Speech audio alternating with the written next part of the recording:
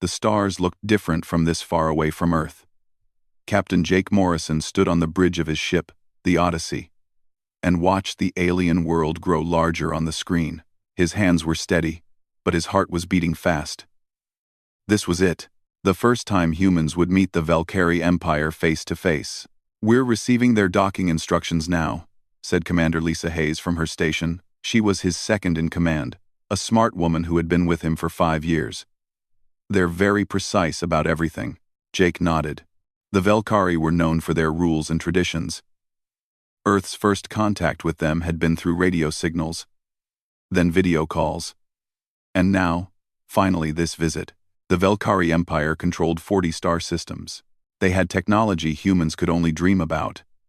And they had agreed to meet with Earth's representatives. "Take us in slowly," Jake said. "Let's not make any mistakes." The ship moved toward the massive station orbiting the Valkyrie homeworld. Through the windows, Jake could see the planet below. It was beautiful, with purple oceans and silver clouds. 3 moons hung in the sky like jewels. Dr. Amy Sullivan came onto the bridge. She was the team's expert on alien biology and cultures. "I've been studying their customs again," she said. "Remember, don't touch anyone. The Valkyrie consider physical contact very rude unless you're family." "Got it," Jake said. "Anything else?" "Their skin changes color with their emotions," Amy explained. "Blue means calm, red means anger, violet means sadness. It's like they wear their feelings on the outside." Ben Carter, the ship's engineer, whistled low. "Must be hard to lie when your skin tells everyone how you feel." The docking took another hour. When it was done, Jake put on his formal uniform. Lisa, Amy, and Ben did the same. They were Earth's face to this powerful empire. They had to get this right. The airlock opened, and they stepped into a world of silver and light. The Valkyrie station was huge, with walls that seemed to glow from within. Tall aliens in elegant robes waited for them. Their skin was smooth and shifted with soft blue colors. Their eyes were large and dark, like pools of still water. "Welcome, humans," said the tallest Valkyrie. His robe had symbols that marked him as important. "I am High Chancellor Vex. I speak for Queen Azara, in matters of state." Jake bowed as he had practiced. "Thank you for receiving us. I'm Captain Jake Morrison. This is Commander Lisa Hayes, Dr. Amy Sullivan, and Ben Carter." Vex's skin flickered with a color Jake couldn't identify. "You will meet the Queen tomorrow. Tonight, you rest. Follow your guide." A younger Valkyrie led them through corridors that seemed to go on forever. Their rooms were comfortable but cold, with furniture that wasn't quite right for human bodies. Jake lay on the bed that night and thought about the Queen they would meet tomorrow. What kind of person ruled an empire of 40 worlds? The next day, they were taken to the throne room. Jake had seen pictures, but they didn't capture the reality. The room was massive, with a ceiling so high it disappeared into shadows. Pillars of crystal held up the roof, and light moved through them like water. At the far end, on a throne of white stone, sat Queen Azara. She was smaller than Jake expected. Her skin was pale, almost white, with very faint colors moving across it. She wore a crown that looked like frozen starlight, and robes that flowed around her like smoke. But what struck Jake most was her face. She looked young, maybe 30 in human years, but her eyes looked old and tired. The humans walked forward and bowed. Chancellor Vex stood beside the throne, along with other important Valkyrie. They all kept their distance from the Queen. Jake noticed that there was space around her, like she sat in a bubble that no one could enter. "Humans of Earth," the Queen said. Her voice was soft but clear. "You have traveled far to reach us. What do you seek?" Lisa stepped forward. She was better at formal speeches than Jake. "Your Majesty, we seek friendship between our peoples. We offer trade, cultural exchange, and alliance." The Queen's skin flickered with a pale blue. "The Valkyrie Empire has stood for 10,000 years. We have seen many species come and go. What makes humanity worth our attention?" It was a hard question. Jake knew the Velkari had better technology, more ships, more power. What could Earth offer them? "We're new to the stars," Jake said, speaking before he could stop himself. "We don't have your technology or your history, but we're good at making friends. We're good at learning, and we never give up." The Queen's eyes focused on him. For a moment, her skin showed a flicker of gold, so quick he almost missed it. "Bold words, Captain Morrison." The formal meeting went on for 2 hours. They discussed trade routes and technology sharing. The Velkari wanted Earth's biological diversity. Earth wanted help with faster engines. But the whole time, Jake kept watching the Queen. She sat perfectly still on her throne. She never smiled. When her advisors spoke to her, they bowed first. When she answered questions, everyone waited in silence. And when the meeting ended, everyone left except her. She sat alone on that huge throne in that huge room. As the humans walked back to their quarters, Jake couldn't stop thinking about it. "Did you see how they treat her?" he asked Amy. "She's the Queen," Amy said. "They show respect. No, it's more than that. They're afraid to get close to her. Did you see?" Everyone stayed at least 10 feet away. Lisa frowned. "Maybe that's their custom. We don't understand their culture yet." That night, Jake couldn't sleep. He kept seeing the Queen's face, the tired look in her eyes. He thought about that flicker of violet he'd seen on her skin when no one was looking. Amy had said violet meant sadness. What kind of life did she have, sitting alone on that throne? He got up and looked out the window at the planet below. Somewhere down there, in a palace he couldn't see, the most powerful being in 40 star systems was probably sitting alone in the dark. Jake had been lonely before. Long trips in space, far from home, with only his crew for company. But he'd always had them. He'd always had people who talked to him, laughed with him, sat with him at meals. Who did the Queen have? The thought wouldn't leave him alone. And as he stood there, looking at the alien world, Jake Morrison made a decision that would change everything. The next morning, Jake did something that made Lisa shake her head in disbelief. He asked for a private meeting with the Queen. "Are you crazy?" Lisa said in their quarters. "You don't just ask to see the Queen of an empire. There are protocols, procedures, weeks of paperwork probably."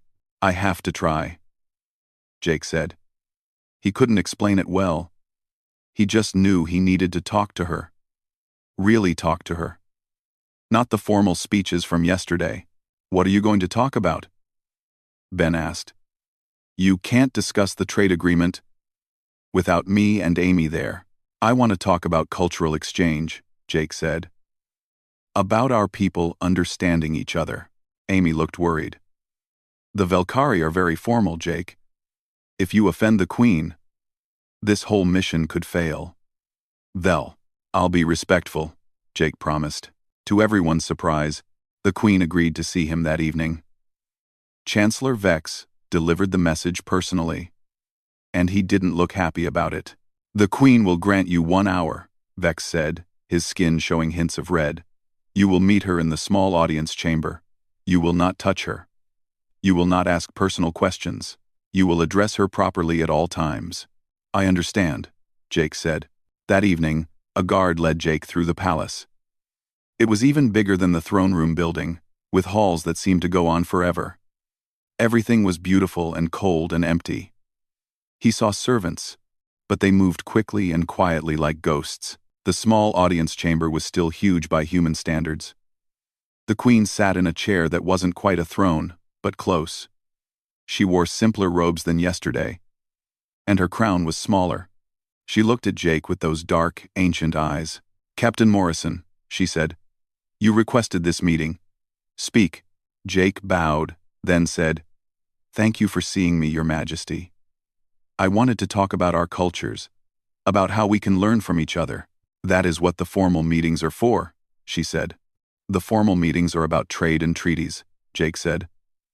"I mean really learning. Like, what do your people do for fun? What kind of music do you like? What makes you laugh?" The Queen's skin flickered with blue and gold, colors chasing each other. She looked confused. These are strange questions, Captain. Are they? On Earth, when we meet new people, we ask questions like this. We want to know who they are, not just what they can offer us. I am the Queen, she said slowly. What I offer is leadership to the Velkari Empire. Jake took a chance. He pulled out a chair and sat down without being invited. The guard by the door made a choking sound. You're also a person, Jake said. At least, I think you are. You must have thoughts and feelings beyond being a queen. For a long moment, Queen Izara just stared at him. Her skin went through a dozen colors. He didn't understand. Then, very slowly, she said, No one has spoken to me like this in 20 years. Maybe they should, Jake said gently. You don't understand our ways, she said. But she didn't sound angry. The Queen is separate from ordinary people. It has always been this way. Why? Jake asked. She blinked. What? Why does it have to be this way? Who made that rule? It is tradition. It maintains the dignity of the throne. It ensures respect. Does it make you happy? The question hung in the air. The Queen's skin turned a deep violet. The color Amy had said meant sadness. For a moment, she looked like she might order him to leave. Then, something changed in her face. No, she said quietly. It does not make me happy. They talked for the full hour, and then another hour, and then another. The Queen sent the guard away. She asked Jake about Earth, about his life, about what it was like to travel in space with friends. He told her about his crew, about the jokes they shared, about movie nights on the ship. You spend recreational time with your subordinates? She asked, fascinated. They're not just subordinates. They're my friends. Ben can make me laugh until my stomach hurts. Amy knows more about alien life than anyone I've ever met. Lisa keeps me from making stupid decisions most of the time. But you are the captain. You are their leader. I'm both, Jake said. I can be their captain and their friend. One doesn't cancel out the other. Queen Isara stood up and walked to a window. Her robes moved around her like water. I became queen when I was 16, she said. My family died from a plague. I was the only one left. The council said I had to follow all the old traditions to be a strong ruler. No friends. No close advisors. No one who could influence me or use me. That sounds lonely, Jake said. It is the loneliest thing in the universe, she said, and her voice cracked just a little. I have 40 worlds under my rule. Trillions of people who bow to me. And every night, I go to my chambers alone. I eat alone. I sleep alone. I wake up alone. Jake stood up and walked closer. But not too close. He remembered the rule about touching. That's not strength, he said. That's a prison. She turned to look at him. You are very bold for someone who just met me yesterday. Someone needs to be bold. Your own people are too scared to talk to you like a real person. And you're not scared of me? Jake smiled. You're the most powerful being I've ever met. You could probably have me thrown off this planet with one word. Yeah. I'm a little scared.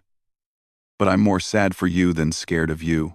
Her skin flashed with gold again, brighter this time. You pity me? I am a queen. I don't pity you. I just think you deserve better. Everyone deserves to have someone to talk to at the end of the day. They stood there in silence for a while. Finally, the Queen said, Would you come back tomorrow? To talk again? I'd like that, Jake said. Over the next 2 weeks, the evening meetings became regular. At first, they talked about safe things like history and art. The Queen showed Jake Velkari paintings that were thousands of years old. He showed her pictures of Earth on his datapad. Then they started talking about deeper things. She told him about the weight of ruling, about decisions that affected billions. He told her about the loneliness of space, about missing Earth, about the fear that came with being responsible for his crew's lives. They discovered they both loved strategy games. Jake brought a chess set from the ship and taught her how to play. She learned fast, and soon she was beating him more often than not. "You let me win that last game," she said one evening, her skin showing playful orange. "I did not," Jake lied. "Your skin doesn't change color when you lie, but your face does. Your ears get red." Jake laughed and touched his ears. "That's not fair. You have a biological advantage." She smiled. It was the first time he'd seen her really smile. "Perhaps we're even then. You have the advantage of friendship experience." "I'm still learning." The words hit Jake hard. She was still learning how to be friends with someone. What kind of life had she lived? Lisa noticed the change in the negotiations. "The Queen is much more open in meetings now," she said. "She's actually listening to our proposals instead of just going through the motions." "What are you two talking about in those evening sessions?" "Just stuff," Jake said. "Stuff," Lisa repeated. "You're having a mysterious private meeting with an alien queen every night to discuss stuff." "Stuff. It's not mysterious. We talk. We play chess. We're friends." Ben looked up from his work. "You're friends with a queen? Jake, buddy, that's either the best diplomatic move ever, or you're walking into something complicated." "It's not complicated. She's just lonely. I'm helping." But even as he said it, Jake knew it was getting complicated. He looked forward to those evenings more than anything else. He thought about her during the day. He noticed how her skin glowed warm colors when he walked into the room now, instead of the cold blues from before. And he was pretty sure he was developing feelings that went way beyond friendship. That scared him more than anything. Chancellor Vex watched the human captain leave the Queen's chambers for the 15th night in a row, and his skin burned with angry red colors. This was wrong. This was against every tradition the Velkari held sacred. He called a secret meeting with the other high nobles. They gathered in a private room, away from any recording devices. "The human is corrupting her," said Lady Kira, an old noble whose family had served the throne for generations. "I've seen the Queen laugh. Laugh. Like a common person. She plays games with him," added Lord Dren. "Games. The Queen should not waste time on such things." Vex nodded. "It's worse than you know. I've had servants watching. The Queen's skin shows gold and warm pink when the human is near. Those are colors of affection, of happiness. This cannot continue." "What can we do?" Lady Kira asked. "She is the Queen. We cannot order her to stop." "No," Vex said slowly, "but we can remove the source of the problem. We can make the humans leave." Meanwhile, Jake was teaching Queen Isara about Earth music. He'd brought his music player and a small speaker. She sat in her chair, eyes closed, listening to a soft piano piece. "This makes me feel calm," she said, "but also sad. How can music do both at once?" "That's what good music does," Jake said. "It makes you feel things you didn't know you could feel." She opened her eyes. "You've done that for me too. Made me feel things I didn't know I could feel anymore." There was something in her voice that made Jake's heart beat faster. "Isara," he said, using her name instead of her title for the first time. Her skin flashed bright gold. "You've never called me that before. Is it okay? I can go back to Your Majesty if you want." "No," she said quickly. "I like hearing my name. I haven't heard anyone say it with kindness since my mother died." They sat in comfortable silence for a while, the music playing. Then Jake said, "I brought you something else." He pulled out a book from his bag. "It's a collection of Earth poetry. I thought you might like it." She took the book carefully, like it was made of glass. "You're giving me a gift?" "It's just a book, nothing fancy." "No one gives me gifts," she said. "They give the throne gifts. Gold, jewels, art. But those are offerings to buy favor. This." She held the book close. "This is for me. Just me." "Yeah," Jake said softly. "Just for you." She looked at him with those dark eyes, and her skin glowed with colors he was learning to read. Gold for happiness. Soft pink for affection. And something else. A warm amber that he didn't know yet. "Jake," she said, "why are you doing this? What do you want from me?" "Nothing," he said honestly. I just wanted you to not be alone anymore. But, you're human. I'm Valkyrie. We're from different worlds. When your mission ends, you'll leave, and I'll be alone again. The thought hurt more than Jake expected. Maybe you don't have to be alone. Maybe you could change things here. Change 10,000 years of tradition? She laughed, but it wasn't a happy sound. The council would never allow it. You're the queen. Don't you make the rules? I wear the crown, but I'm still bound by it, she said sadly. Before Jake could answer, alarms blared through the palace. He jumped up, and Isara rose from her chair, her skin flashing with concerned blue. A guard ran in. Your Majesty, there's been an incident at the human ship. An explosion. Jake's heart stopped. What?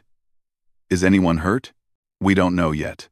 You're ordered to return to your ship immediately. Jake ran. He ran through the palace halls, down to the docking area. His mind raced with fears. Lisa. Ben. Amy. Please let them be okay. When he reached the Odyssey, he found his crew outside the ship, looking shaken but unhurt. Part of the ship's hull was blackened and damaged. What happened? Jake demanded. Someone planted a bomb, Lisa said, her voice tight with anger. It went off in the cargo bay. If it had been placed 10 feet to the left, it would have hit the engine core. We'd all be dead. Amy was examining the blast site with Valkyrie security officers. This was deliberate. Someone tried to kill us. Before Jake could respond, Chancellor Vex arrived with a group of guards.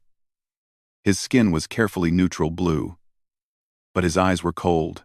This is a terrible tragedy, Vex said. We will investigate immediately. Investigation? Ben said. Someone just tried to murder us. We don't know that, Vex said smoothly. It could have been an accident. Human technology might be unstable in our environment. That's garbage and you know it, Jake said. That was a bomb. Can you prove it? Vex asked. Amy held up a piece of twisted metal. This is a Valkyrie explosive device. I've been studying your technology. I know what this is. Vex's skin flickered with red for just a moment.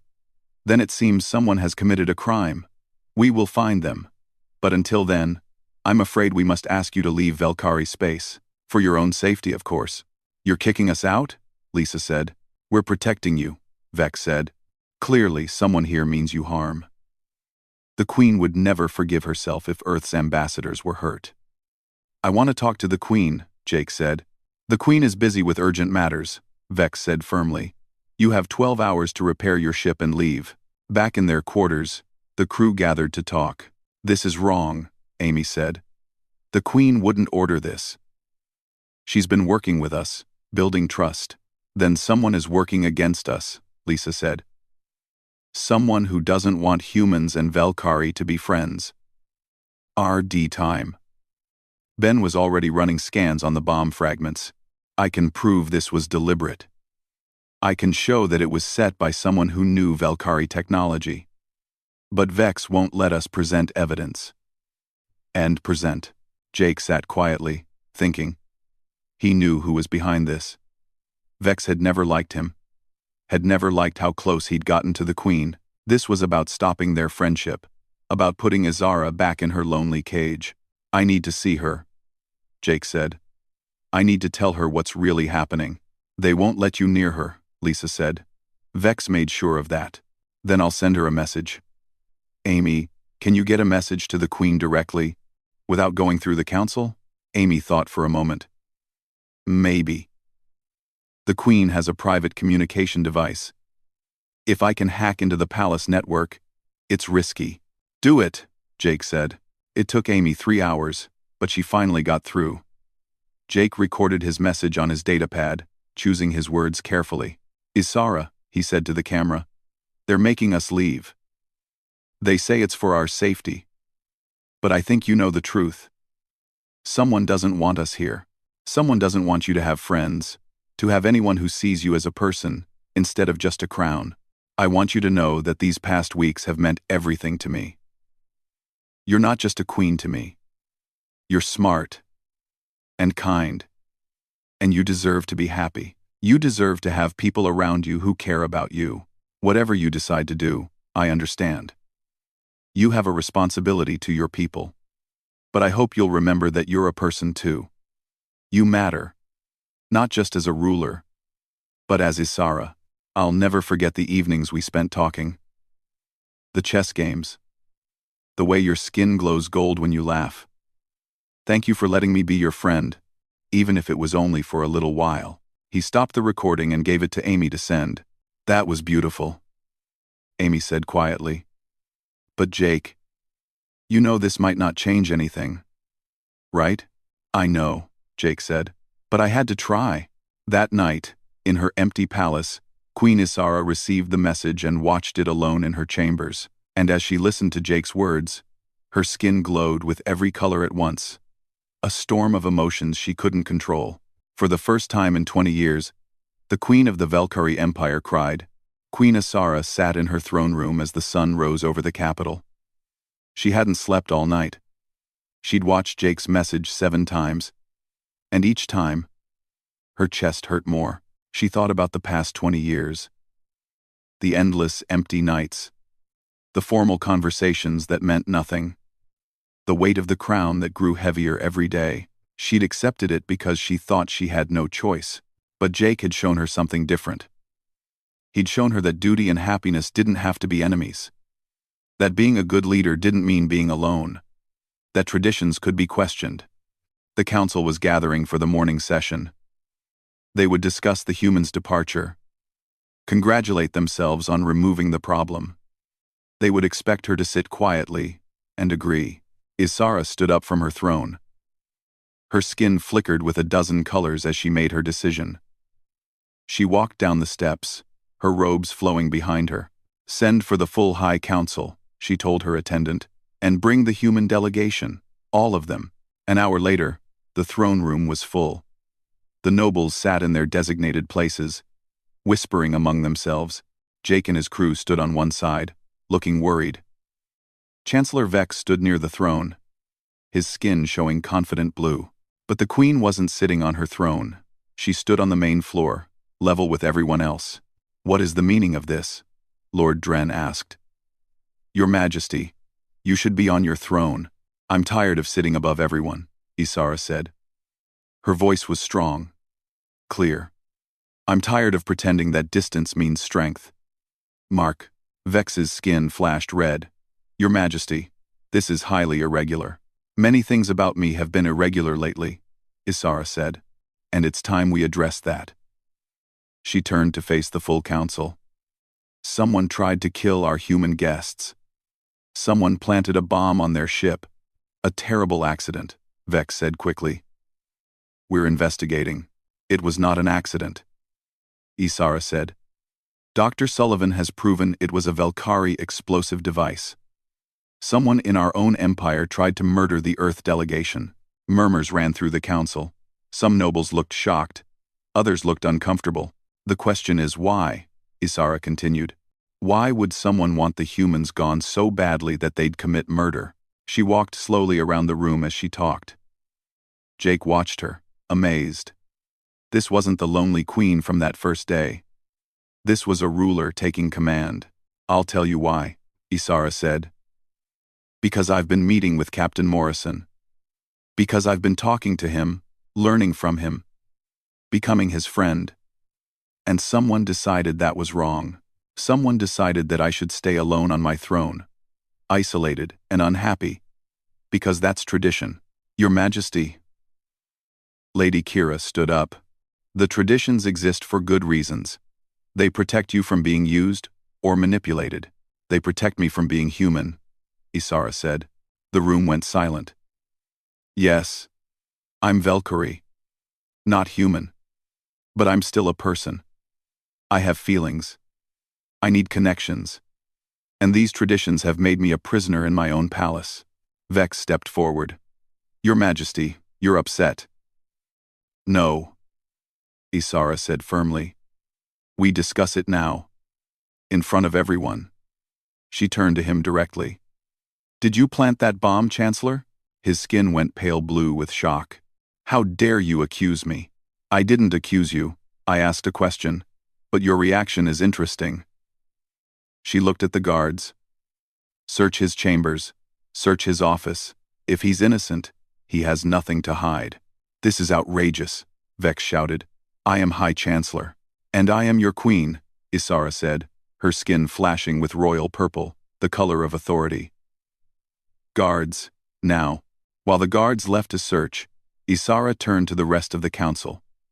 Whether Vex planted the bomb himself or ordered it done, the fact remains that someone wanted the humans gone. Someone wants me to stay isolated. I want to know who agrees with that. The nobles looked at each other nervously. Finally, Lord Dren stood. Your Majesty, we're concerned. You've changed since the humans arrived. You laugh. You play games. You spend hours in private meetings with their captain. This isn't proper behavior for a queen. Why not? Isara asked. Who decided what's proper for a queen? Tradition, Lady Kira said. 10,000 years of tradition. Isara walked to a wall where ancient paintings hung. I've been reading our history, she said. Real history, not just the formal records. Did you know that 5,000 years ago, Queen Mara had a council of close friends who advised her that 7,000 years ago, Queen Lyra married for love, not politics? She turned back to the council. The isolation tradition isn't 10,000 years old. It's only 3,000 years old. It started after a weak king was manipulated by corrupt advisors, so they made new rules to protect future rulers. But they went too far. They made us prisoners. Your Majesty, an old noble named Shan stood up. I served your mother. She followed the traditions. My mother died sad and alone. Isara said quietly. I was 16 when she died. And you know what she told me? She said she wished she'd been brave enough to change things. She said the crown was the loneliest burden in the universe. I don't want to die with that same regret. The guards returned. They carried a data pad and some mechanical parts. Your Majesty, we found these in the Chancellor's private office. Dr. Sullivan, can you examine them? Amy stepped forward and looked at the items. Her face went hard. These are the same type of explosive device that damaged our ship, and this data pad has security codes for our docking bay. The room exploded in angry voices. Nobles shouted at each other. Vex tried to argue, but his skin was flashing guilty red and purple. Silence. Isara's voice cut through the noise. Everyone stopped. Chancellor Vex, you tried to murder our guests. You tried to destroy a potential alliance between our peoples. You did this to maintain your own power, to keep me isolated so you could control me through the council. I did it for the Empire, Vex shouted. You're being corrupted by these aliens. That human has made you weak. No, Isara said softly. He made me strong. He made me remember that I'm a person, not just a crown. He showed me that true strength comes from connection, not isolation. She turned to Jake. Their eyes met across the room. Captain Morrison, you asked me what I wanted. I want to change things. I want to reform the laws that keep the Queen isolated. I want to build real friendships with my advisors. I want our empire to be better, not just more powerful. Will you help me? Jake stepped forward. Your Majesty. Isara, I'd be honored. Her skin glowed bright gold, the happiest color anyone had seen from her in decades. As for you, Vex, she turned back to the disgraced Chancellor. You're removed from all positions. You'll face trial for attempted murder. Guards, take him away. As Vex was led out, still protesting, Isara addressed the council again. I know change is frightening, but our empire has survived for 10,000 years by adapting, not by staying frozen in tradition. I'm proposing reforms to the royal isolation laws. I'm proposing that the Queen be allowed to have trusted friends and advisors. And I'm proposing that we continue building our alliance with Earth. Your Majesty, young noble Shan said quietly. I support your reforms. I've watched you these past weeks. You've been a better queen. More engaged. More thoughtful. If friendship did that, then friendship is good for the empire. Other young nobles started agreeing. The older ones looked uncertain, but they couldn't deny that the queen seemed stronger, happier, more confident. Isara smiled. Then let's build something new together. Something better. She walked over to Jake. You'll stay? If you want me to. I do, she said. And her skin glowed with colors that needed no translation. 3 months later, the palace was different. It wasn't quieter or smaller, but it felt more alive. Voices echoed in the halls. People talked in the gardens. The queen wasn't alone anymore. Jake stood in what used to be a formal stateroom, and was now his office. His official title was Cultural Ambassador, a position that had never existed before. His real job was helping Isara bridge the gap between old traditions and new ideas. You're going to be late for the council meeting, Lisa said from the doorway. She visited from the Odyssey often now. The ship stayed in orbit, serving as Earth's permanent embassy to the Velkari Empire. I know, Jake said, organizing papers. Isara wants to propose the education reform today. Some of the older nobles are going to fight it. Let them fight, Lisa said. She's the queen. She's been winning these battles for 3 months now. It was true. The reforms had passed one by one. The royal isolation laws were changed. The queen could now have personal friends and trusted advisors. She'd formed a new council of young nobles who actually talked to her like a person. The empire was changing, slowly but surely. And it all started because one human captain had seen a lonely queen and decided to do something about it. Jake walked through the palace to the council chamber. He still marveled at the beauty of this place. But now he noticed other things too. Servants who smiled at him. Guards who nodded in greeting. Young Velkari nobles who stopped to ask about Earth. In the council chamber, Isara sat on a smaller throne, one she'd had made specially. It was elegant, but not overwhelming. She'd moved it forward, so she was closer to her advisors. When Jake entered, her skin glowed soft gold. Ambassador Morrison, she said formally, but her eyes sparkled with warmth. Thank you for joining us. They'd agreed to keep things professional in public. The empire was changing, but it needed time to adjust. Still, everyone knew they were close friends, and some suspected it might be becoming something more. The meeting went well. The education reform passed with only minor resistance. Afterward, as the nobles filed out, Isara gestured for Jake to stay. When they were alone, she stepped down from her throne and walked to the window. I got a message from the outer colonies today, she said. They're following our example. Queen Sela of the core system has started meeting with her advisors informally. She says she heard about our reforms and wanted to try. That's amazing, Jake said.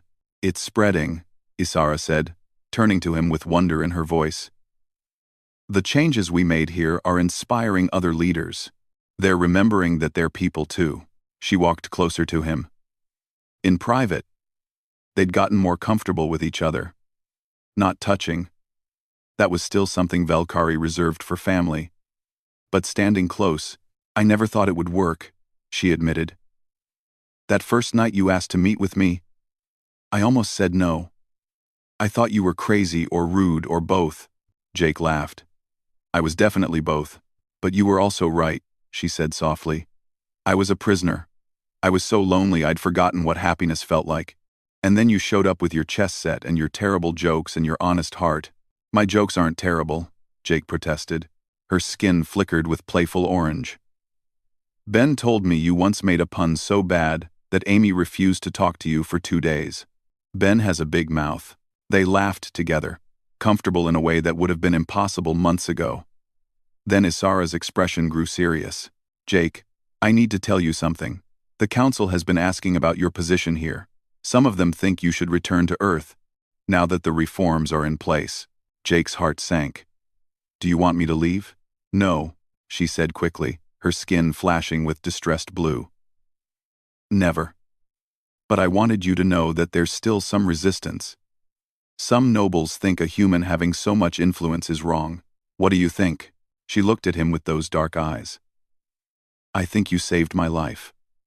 Not from death, but from a different kind of ending. You gave me back my happiness, my hope, my sense of being a real person.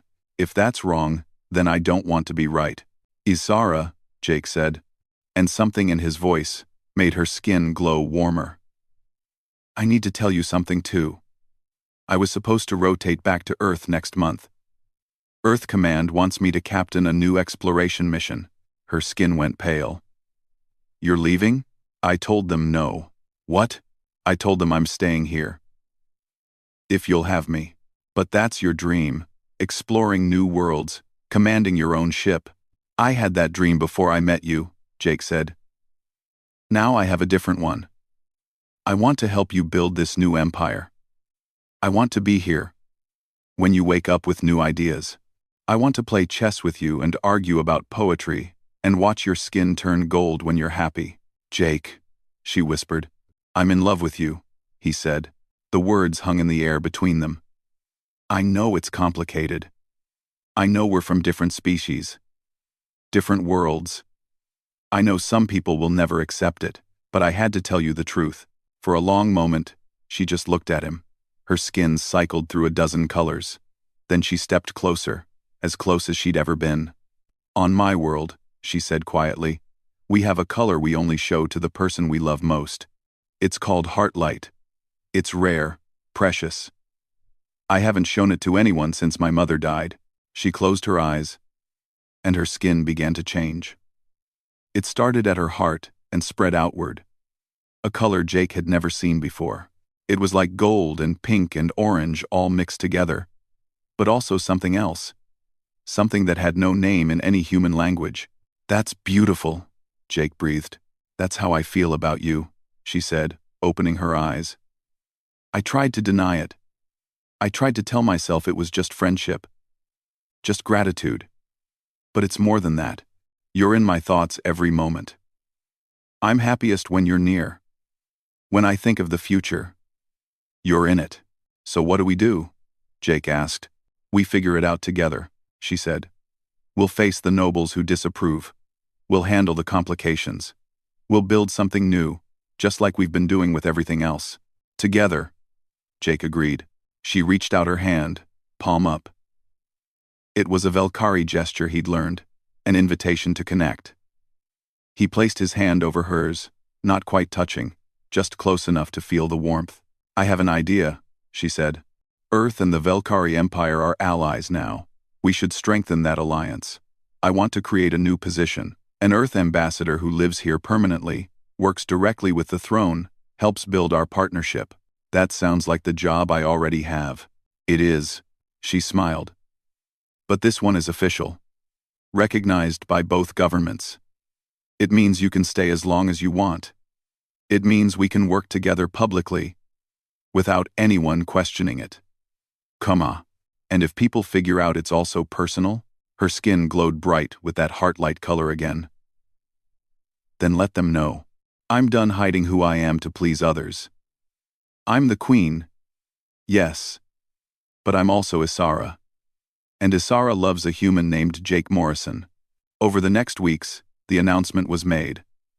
Earth approved the permanent ambassador position. The Valkyrie Council accepted it, though some grumbled. The empire continued to change and grow. Jake moved into quarters in the palace.